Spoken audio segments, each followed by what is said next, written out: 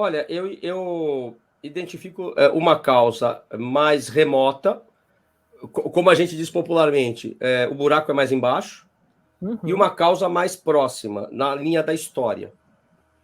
A causa mais remota, ela é profunda. Você mesmo colocou aqui, Bruno, que na sua educação pública, você só depois de alguns anos percebeu que ela deve ter tido algumas lacunas, né? Você é jovem, eu tenho 53 anos, eu cresci em parte na ditadura, então você imagina que eu tinha matérias do tipo educação moral e cívica, né? Que, sinceramente, era inútil, era o discurso oficial. Então, quando nós estudamos, desde sempre, é preciso entender que você não terá nas escolas, se o modelo for mantido, como vem sempre, como sempre foi, você não terá na escola algumas informações muito importantes que te ajudariam a desenvolver a alteridade. Então, o que é alteridade? É o respeito ao próximo, é se colocar no lugar do outro. Sim. Né? Então, é muito fácil. Aí eu vou voltar à questão da mulher, né? É muito fácil para nós homens pegarmos uma bermuda num calor e sair sem camisa na rua. Mas se a mulher colocar uma mini saia, ela vai estar chamando alguém para estuprá-la. De onde vem isso? Primeiro ponto, o Brasil não foi concebido, desde o seu início, não foi concebido para ser um país para todos. E aqui entra um pouco a questão da ética protestante, que o Max Weber falava no seu famoso livro A Ética Protestante e o Capitalismo, em que ele mostra como o protestantismo trouxe essa mentalidade produtivista do mercado, da disciplina, do trabalho. Então você pensa aquele colono inglês ou irlandês chegando aos Estados Unidos no século XV, século XVI, aliás, chegava lá, eu até brinco, né?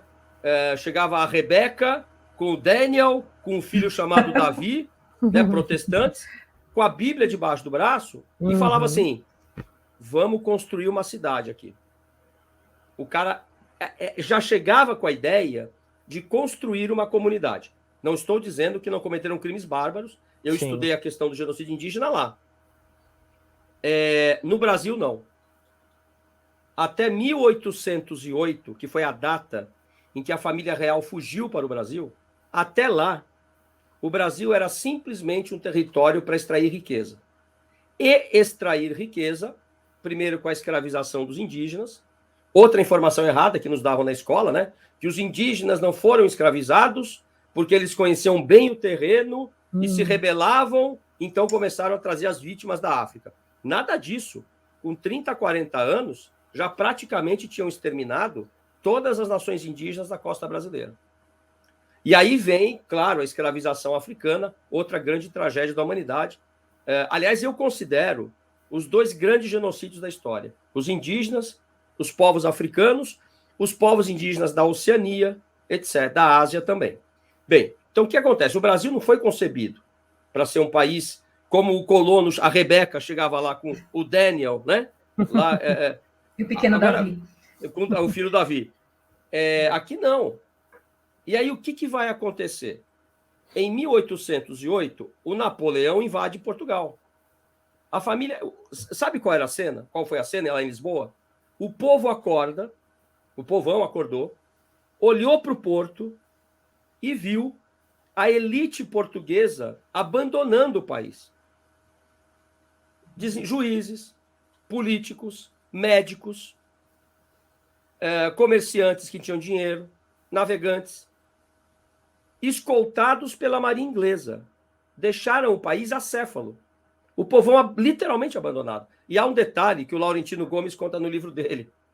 Veja como é paradigmático isso que eu vou dizer.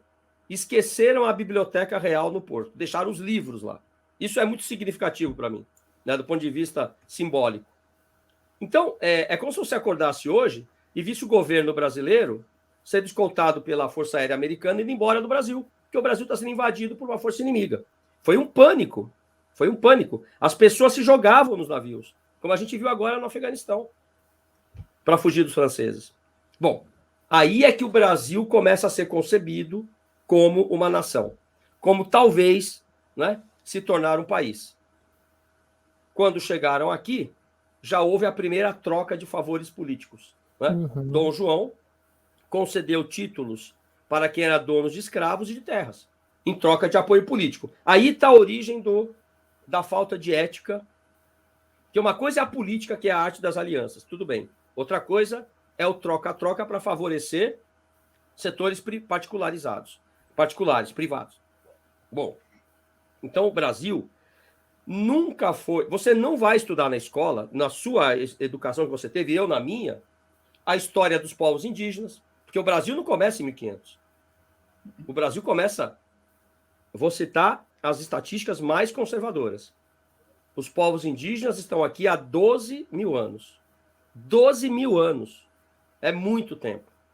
Mas a arqueóloga brasileira de ascendência francesa, Nied Guidon, que criou lá o Parque do Homem Americano, lá no Piauí, que é uma maravilha aquilo, com as cavernas rupestres, achou vestígios de civilização indígena com 40 mil anos aqui no Brasil. É antes daquela glaciação, daquela tese, teoria da glaciação do hemisfério norte, que vieram pela Ásia, porque aconteceu isso. Mas provavelmente o homem chegou aqui na América ainda quando o leito do Oceano Atlântico era muito... Então, veja a idade desses povos. É aí que o Brasil começa. Não em 1500, mas em 1500 você tem a versão europeia, eurocêntrica. Então você não sabe quais foram os povos africanos, são alguns mais antigos que os europeus. Eu quero lembrar que quando lá no Oriente já tinha inventado a macarronada, o fogo de artifício, a astronomia, a Europa ainda era um campo agrário.